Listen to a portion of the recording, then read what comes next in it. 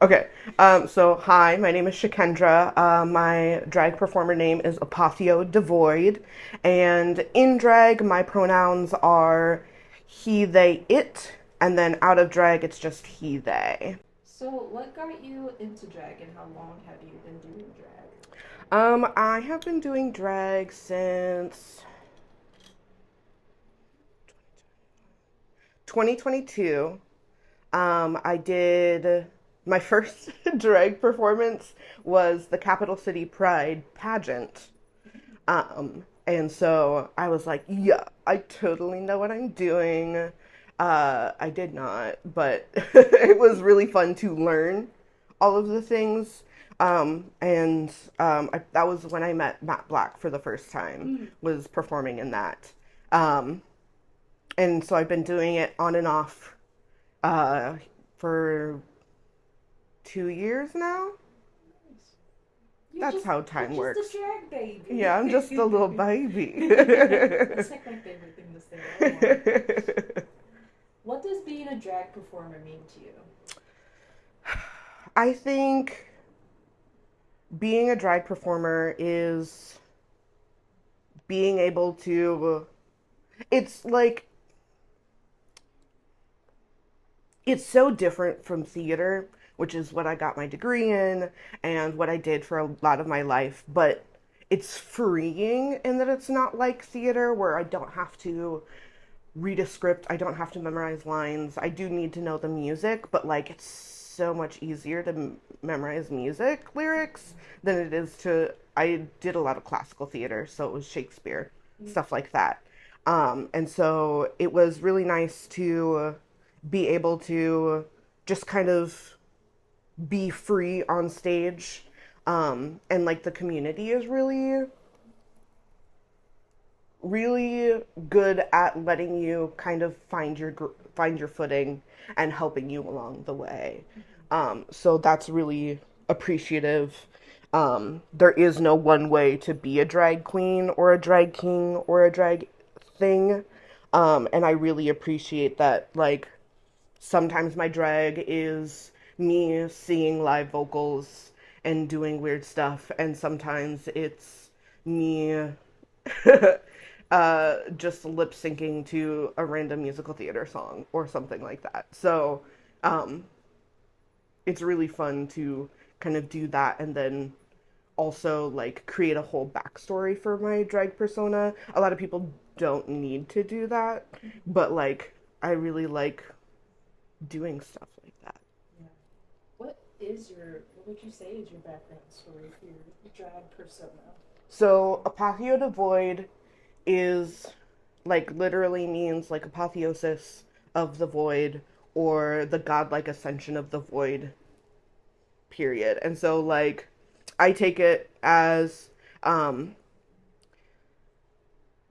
my like I because I really started doing drag because I was like in a mental health rut of like I love creating but I can't do anything creative, and I hate that, um, because of mental physical health things. And so um, Apotheo Devoid was my way of like taking that void of being in a depression and like owning it and being able to say like, yeah, I have depression, but in a cute, quirky way of like, okay, I'm still gonna have to deal with this because that is just how life works.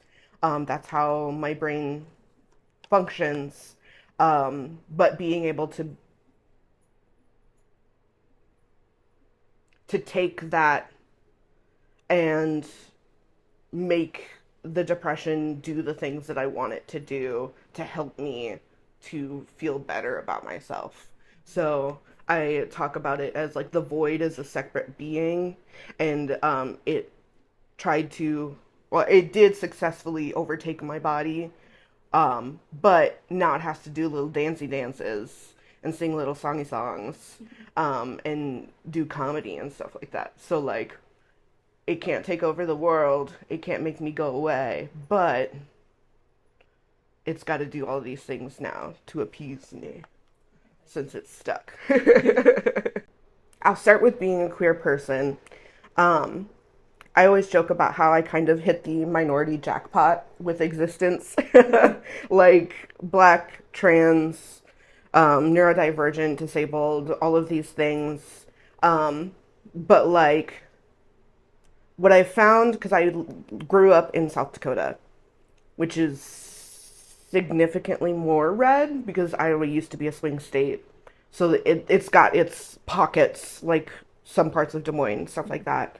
Um, South Dakota was definitely rough.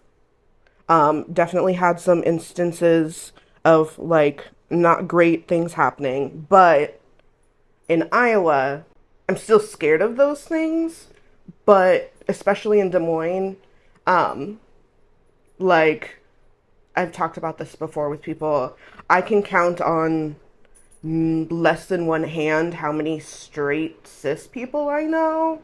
And that's never been the case ever in my life, even when I was in college. And so, like, being able to have such a diverse community is really appreciated.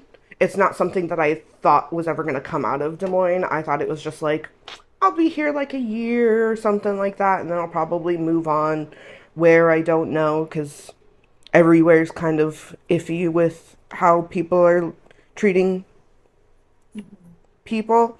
Um, and also, the cost of living is wild everywhere.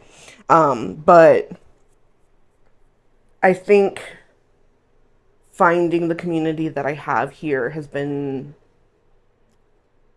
really appreciated. Um, and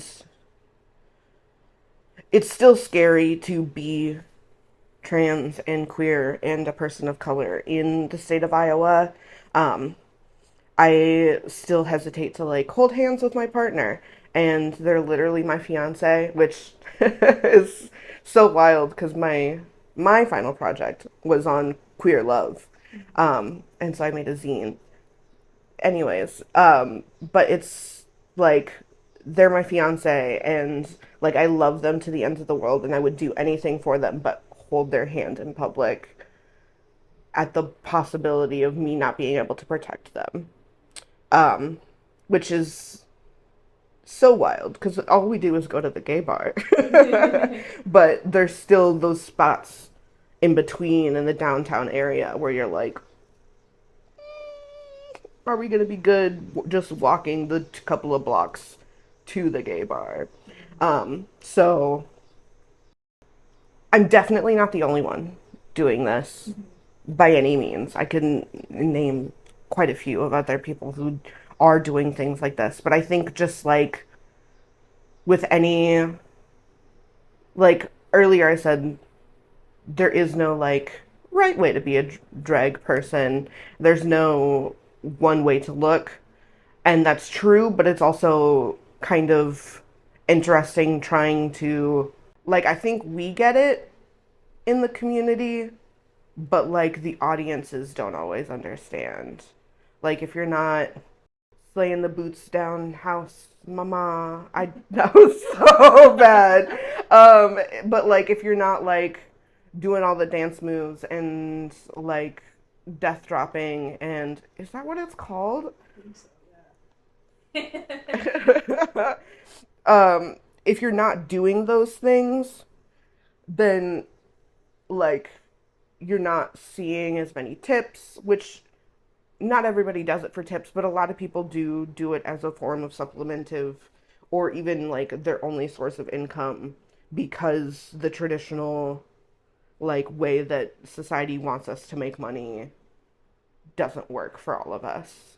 Um, whether it's because mental, physical health, things like that. Um, and so it's really disheartening to like go to a King show and see them get tipped like maybe $10 for all of their numbers that they're doing, and they're doing fantastic numbers. It shouldn't matter. But then like a queen goes on stage during intermission or whatever, and then she's getting like $50 in tips from the audience, and it's like, why'd you go to a drag king show if the only person you wanted to support was the queen?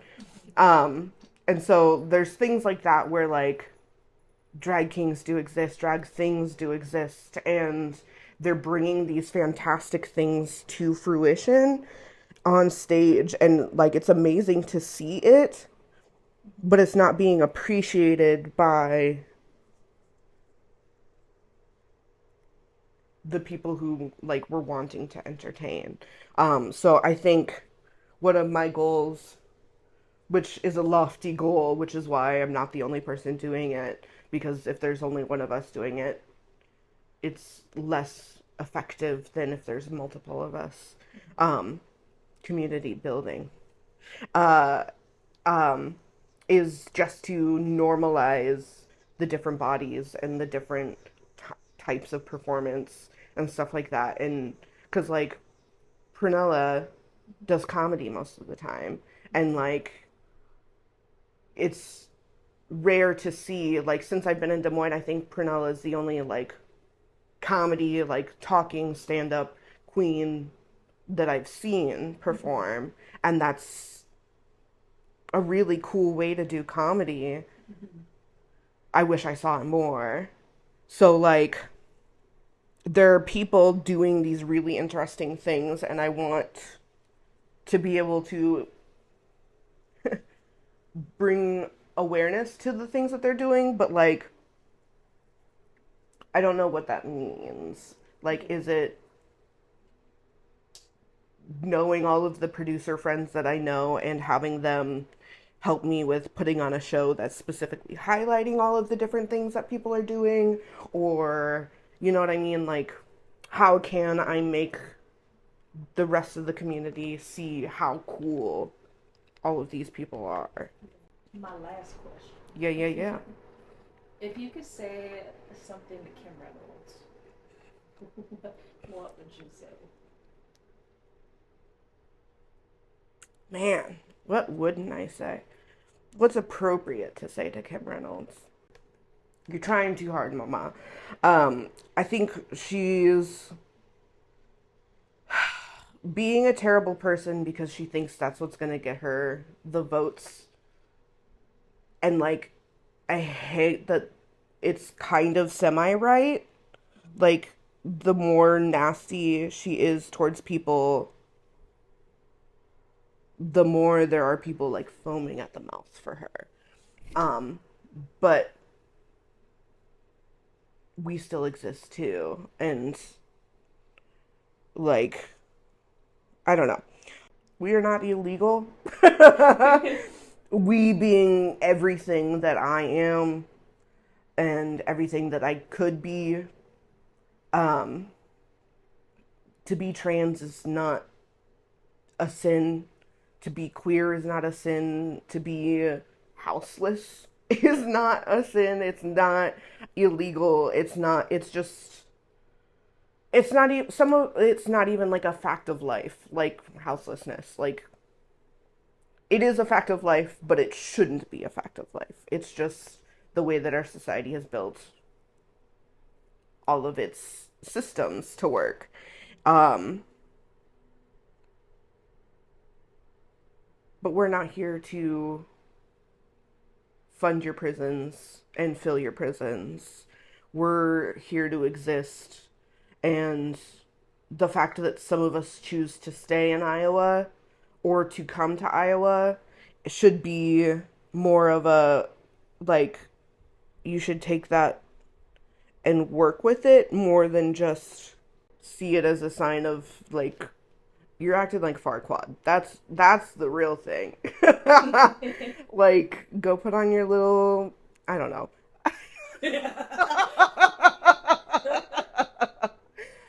Just, you suck. How about that's like the simplest thing is, you suck. DT doesn't love you as much as you think he does. And we're here to stay. We always have been. We always will be. Either get with it or get out of the freaking picture. Mm-hmm. There are a lot of people who view drag performance just a, anything that's not like, I'm an engineer, I'm a doctor. They see it as being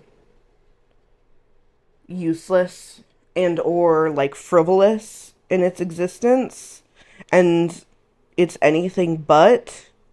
It's we need performance to we need performers because how else are we going to see the world and the other people in it with humanity? Because, and I mean that in the way that, like, I don't know what's going on in Hawaii, but there's people like you who are bringing that to the stage, bringing it in the videos that you do and all of those things. And if I didn't have that, like, I still wouldn't be going because I'm not a monster. But like, because of people on TikTok and because of people um like doing work in their shows and their movies and things like that, um we're able to give a face and a name to these things that are considered anomalous in our minds, especially with the school system the way that it is. There's a lot of people who don't understand, like, that there even that there even was anything before America in Hawaii, and which is wild. Colonialism, Yeah. woof. Um, but like, there it gives context. That's the word I'm looking for. It gives context to people of all of these things that are happening and have happened and continue to happen. And I think without performers, without creatives, without these platforms, we're not able to get the message out there in a way that people will listen. Because I hate saying it, but people don't listen when it's just like one person on the street yelling, please, God, stop. But if we're able to bring it with multiple voices or we're able to bring it to them in a creative way, then the information sinks in. Mm-hmm. Um, a, a quote or an idea that I like is the fact that like art isn't art if it doesn't make you think. It's going to make you think, and it's either going to cement you still in the place that you were at, or it's going to shake you off balance and make you rethink the stances that you have about things. And I think I really believe that. Like, there, I love protest drag. I love that so much. Um, I also love like just watching queens dance and belt their hearts out. But like, there's something so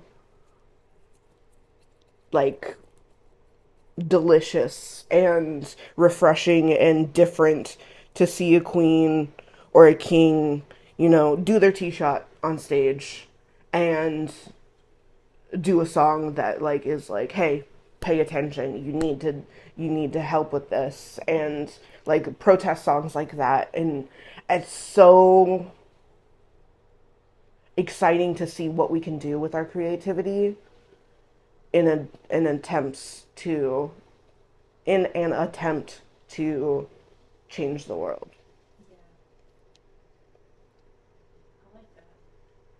Yeah, I like I didn't get anywhere with my makeup, but hey, it's that. okay. That's all right. I'll